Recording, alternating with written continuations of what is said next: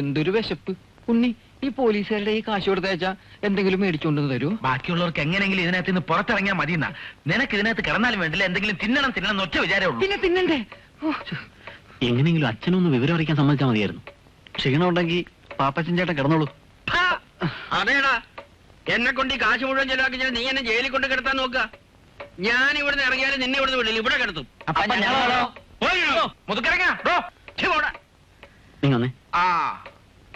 വെളിയിൽ ഇറങ്ങട്ടെ.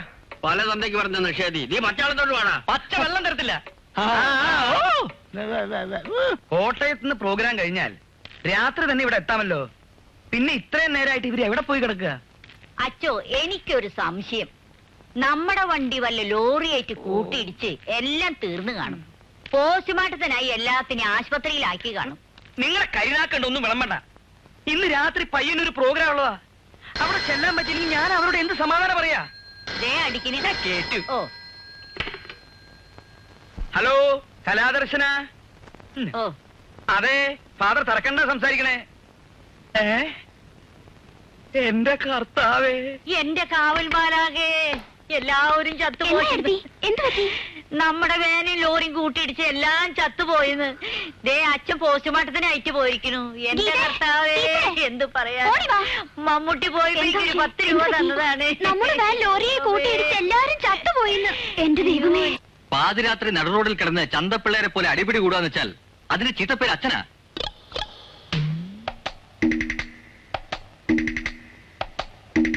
മേലിൽ ഇങ്ങനെ പ്രശ്നമൊന്നും ഉണ്ടാക്കാൻ പാടില്ല, മനസ്സിലായോ?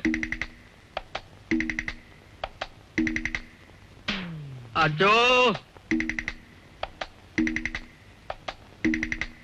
ഈശോ വിശേഷിക്കും സ്തുതിയായിരിക്കട്ടെ അച്ചോ.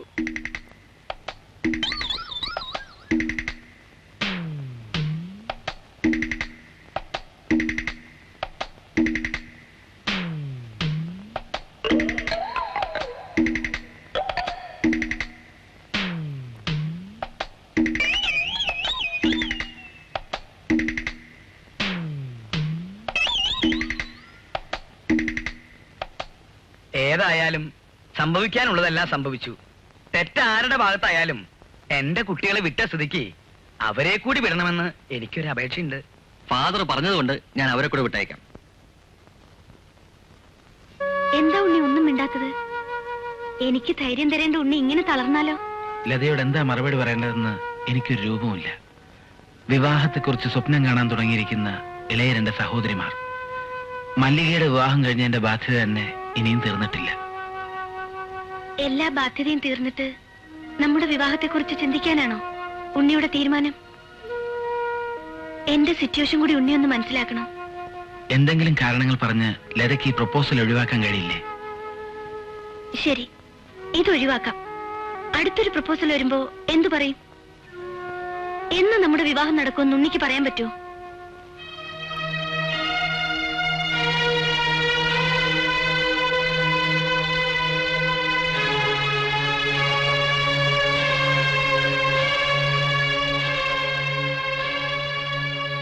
ഇല്ല. സഹോദരിമാരുടെ വിവാഹം എന്ന് കഴിയുന്നു അതിനുശേഷം നമ്മുടെ വിവാഹം, അല്ലേ? നീണ്ട ഒരു കാത്തിരിപ്പ്. ഉണ്ണിയെ വിഷമിപ്പിക്കാൻ വേണ്ടി പറഞ്ഞതല്ല. പിടിച്ചു നിൽക്കാൻ വയ്യാതായാൽ എനിക്കൊന്നേ ചെയ്യാനുള്ളൂ. വീട് വിട്ടിറങ്ങി ഉണ്ണിയോടൊപ്പം വരിക.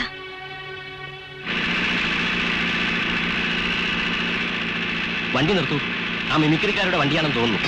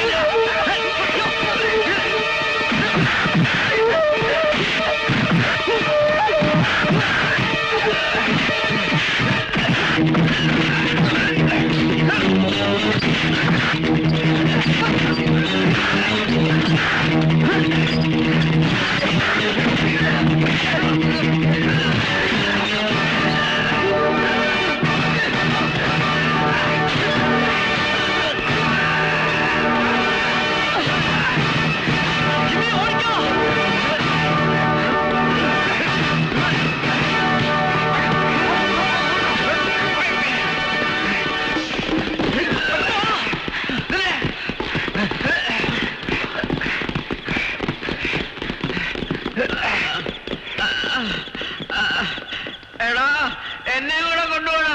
എന്റെ കൈ ഒടിഞ്ഞടാ, കൈ ഒടിഞ്ഞു. പിന്നെ വന്നോ കുരിശ്. ഭർത്താവേ, ഒന്ന് പതുക്കനെ കിടത്തടാ. കയ്യിലിരിക്കുന്ന കാശ് കൊടുത്ത് കടിക്കുന്ന പട്ടിയെ വാങ്ങിയ പോലെ ആയി എന്റെ സ്ഥിതി. പാപ്പച്ചൻ ചേട്ടനോട് ആര് പറഞ്ഞു കാശ് കൊടുത്ത് ഈ കടിക്കുന്ന പട്ടിയെ വാങ്ങിക്കാൻ? അയ്യോ, എടാ പട്ടി എന്ന് വിളിച്ചത് നിന്നെയൊക്കെ ഉദ്ദേശിച്ചാ. ഇവന്റെ വാക്കം കെട്ടി ഇറങ്ങി എനിക്ക് കിട്ടി. മാനഹാനി, ധനനഷ്ടം, ശരീര വീണ. എല്ലാ നല്ല സംരംഭങ്ങൾക്ക് പിന്നിലും ഒരു ത്യാഗത്തിന്റെ ചരിത്രമുണ്ട് കേട്ടോ. എടാ എനിക്ക് അങ്ങനെ ത്യാഗം സഹിച്ച പ്രധാനമന്ത്രി ആകണ്ടെന്ന് ഞാൻ നിർത്താൻ പോവുക. നമ്മളെ ഗുണ്ടകളെ കൊണ്ട് തെളിക്കാൻ അച്ഛൻ മനഃപൂർവ്വമായിരിക്കും സ്റ്റേഷൻ ഇറക്കിയത്. ഏയ് അങ്ങനെ നോവാൻ വഴിയിൽ പിന്നെ ഒരു കാര്യമില്ലാതെ അവന്മാര് വന്ന് നമ്മളെ തല്ലു. കാസർഗോഡ് ഖാദർ ഭായിയുടെ മകൻ കാസിം ഭായി ബോംബെന്ന് വന്നിട്ടുണ്ടെന്ന് കേട്ടു. അവനാ ഹിന്ദി പറയുന്നത് കേട്ട ഒരു പക്ഷെ അവനായിരിക്കാനാ സാധ്യത. കലാദർശനക്കാരാണെന്ന് കരുതി ആള് മാറി നമ്മളെ അടിച്ചതായിരിക്കും. നിന്നെ കണ്ടപ്പോ കലാദർശനാണെന്ന് അവർക്ക് തോന്നിക്കാണും. നിന്നെ വെച്ച് ട്രൂപ്പ് നടത്തിയ ഞാൻ RIP ആയിപ്പോവും. അങ്ങനെയാണ് ഞങ്ങൾ രക്ഷപ്പെട്ടത്. അല്ല, കാസിം ഭായിയെ കണ്ട് കാര്യങ്ങളെല്ലാം തുറന്നു പറഞ്ഞ നമ്മളൊക്കെ രക്ഷപ്പെട്ടു എന്ന് പറയുമായിരുന്നു. സിന്ദാബാദ് സിന്ദാബാദ് കാസിം ഭായ് സിന്ദാബാദ്. ഈശോയേ. ഇപ്പൊ തന്നെ നീ വന്നത് നന്നായി. അതുകൊണ്ട് ഒരാളുടെ പണി കുറഞ്ഞു കിട്ടി. പക്ഷെ നീ പറയുന്നതിൽ എന്തെങ്കിലും പന്തികേടുണ്ടായാൽ ആദ്യം പോകുന്നത് നിന്റെ തലയായിരിക്കും. ഞാൻ കലാദർശനിൽ ഉണ്ടായിരുന്നു എന്നുള്ള സത്യമാണ്. ഇപ്പൊ ഞാൻ വേറെ ട്രൂപ്പ് തുടങ്ങി. വർഷങ്ങളോളമായി നടത്തിവരുന്ന ഞങ്ങളുടെ ബിസിനസ് തകർത്ത ആരെയും ഞാൻ വെറുതെ വിടുമെന്ന് കരുതണ്ട. അവന്മാരെ തകർക്കേണ്ടത് എന്റെയും കൂടെ ആവശ്യമാണ്. അതുകൊണ്ട് കാസിം ഭായി പറഞ്ഞ എന്ത് വേണേ ഞാൻ ചെയ്യാം. ശരി, നിങ്ങളെ കൊണ്ട് എനിക്ക് ചില കാര്യങ്ങളുണ്ട്. കലാദർശനയെ കുറിച്ചുള്ള എല്ലാ ഡീറ്റെയിൽസും എനിക്കറിയണം.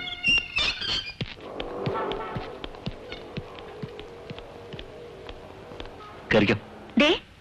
നിക്ക് നിക്ക്, എങ്ങോട്ടാ? ഇവിടെ ഇത്രയും നേരം ഒരുമിച്ചിരുന്ന് പോരാഞ്ഞിട്ട് ഇനി രണ്ടാളും കൂടെ റോഡിനുള്ള ചുറ്റാൻ പോവാ?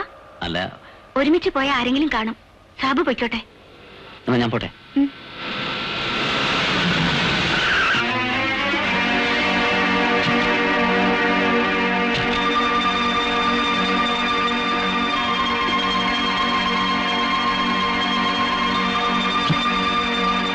അല്ല, സാബു സാറോ എന്താ ഇവിടെ? ദുബായിൽ നോക്കി എത്ര വട്ടം ഇങ്ങോട്ട് പോന്നോ? ഓ, ദുബായിലെ കാറ്റ് ചിലപ്പോ സാറിന് ഇഷ്ടപ്പെടുന്നില്ലായിരിക്കും. ഇല്ലോടാ ഫ്ലിക്സ്. എങ്ങനെ ഇഷ്ടപ്പെടാനായ മാളിയേക്കൽ ചെറിയാറ്റന്റെ മകൾ സന്ധ്യയുടെ ഉള്ളപ്പോ മിമിക്രി സാർ എങ്ങനെയാ ദുബായി താമസിക്കുന്നത്? എടാ പട്ടി കൈവരണ പോലെ.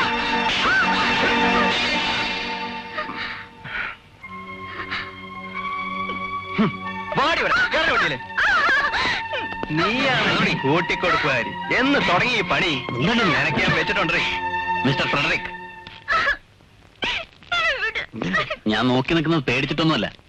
സന്ധ്യയെ കൊണ്ടുപോകുന്നത് അവളുടെ ആംഗ്ലമാരാണല്ലോ എന്നുള്ള സമാധാനത്തിലാണ്.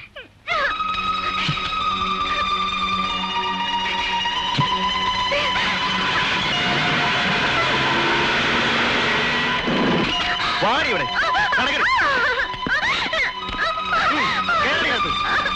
അയ്യോ, എന്താ ഇത്?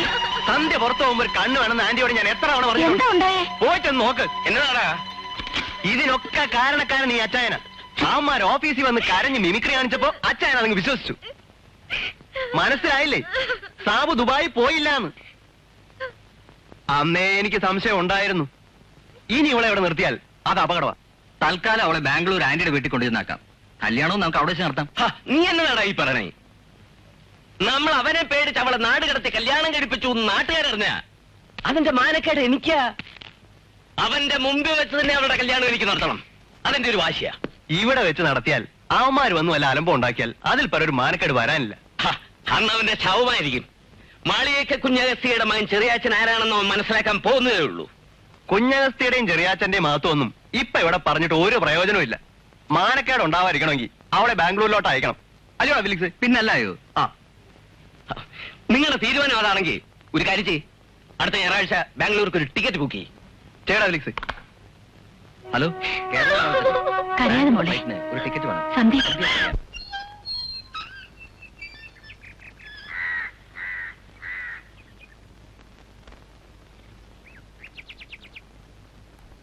ഉണ്ണി ഇവിടെ ഇല്ലേ? ഉണ്ടല്ലോ. ആരാ?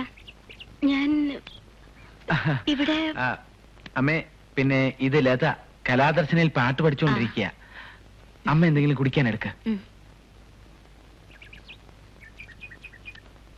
എന്താ ലത ഇത്? ഒരു മുന്നറിയിപ്പും ഇല്ലാതെ ഇങ്ങനെ പെട്ടെന്നൊരു മുന്നറിയിപ്പ് കിട്ടിയത് കൊണ്ടാണ് ഇപ്പോൾ ഇങ്ങോട്ട് പോരേണ്ടി വന്നത്. അമ്മയുടെ കത്ത് വന്നിരുന്നു, നാളെ തന്നെ അങ്ങോട്ട് ചെല്ലണമെന്ന്. എന്താ വിശേഷിച്ച്? ഞായറാഴ്ച എന്റെ എൻഗേജ്മെന്റ് ആണ്. ആള് മസ്കറ്റിലാ. ലീവ് കഴിഞ്ഞ് പോകുന്നതിന് മുമ്പ് വിവാഹം നടത്തണമെന്ന് എല്ലാം അമ്മ തീരുമാനിച്ചു കഴിഞ്ഞു. ഞാൻ എന്താ ചെയ്യേണ്ടത്? ലതയോട് എന്താ പറയേണ്ടതെന്ന് എനിക്കറിയില്ല.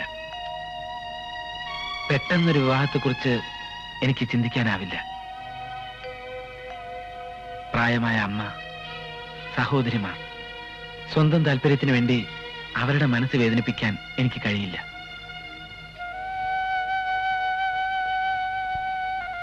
ലതയെ വിഷമിപ്പിക്കാൻ വേണ്ടി പറഞ്ഞതല്ല. സ്നേഹിക്കാൻ ആരുടെയും അനുവാദം ചോദിക്കാത്ത മനസ്സിന് പറ്റിയ തെറ്റായിരിക്കാം.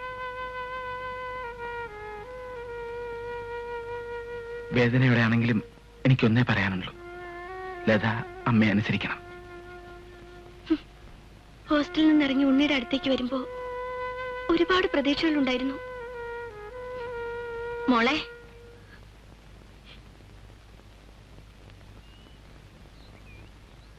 ചെറുപ്പം മുതലേ എല്ലാ ആഗ്രഹങ്ങളും ഉള്ളിലൊതുക്കി ജീവിച്ചവനാ എന്റെ ഉണ്ണി. അവനു വേണ്ടി അവനൊന്നും ആവശ്യപ്പെട്ടിട്ടില്ല. എനിക്കൊന്നും ചെയ്യാനും കഴിഞ്ഞിട്ടില്ല. ഇതെങ്കിലും ചെയ്തില്ലെങ്കിൽ ഒരമ്മയെന്ന് പറയുന്നതിൽ ഒരർത്ഥവുമില്ല മോളെ. വിവാഹപ്രായമായ 2 പെൺമക്കൾ ഇനി ഈ വീട്ടിലുണ്ട്. അവരുടെ കൂടെ ഒരാൾ കൂടി കഴിയാൻ ഇവിടെ ഇടമുണ്ടാവും.